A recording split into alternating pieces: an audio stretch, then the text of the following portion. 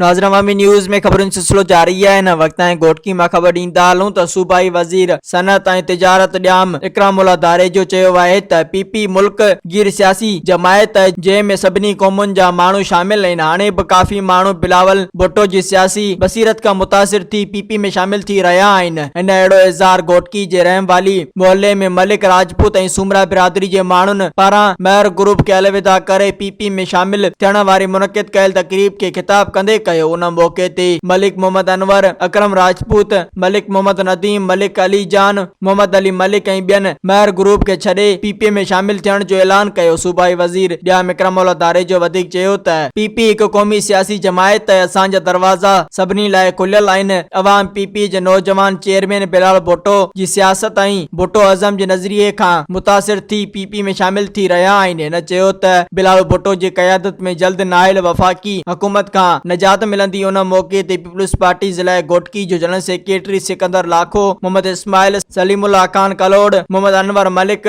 सरदार बगन खान कलादी ऐं ॿिया पिण मौजूद हुआ। मज़ीद खबरों और तफसीलात के लिए विजिट करें हमारी वेबसाइट www.awamiNewsHD.com।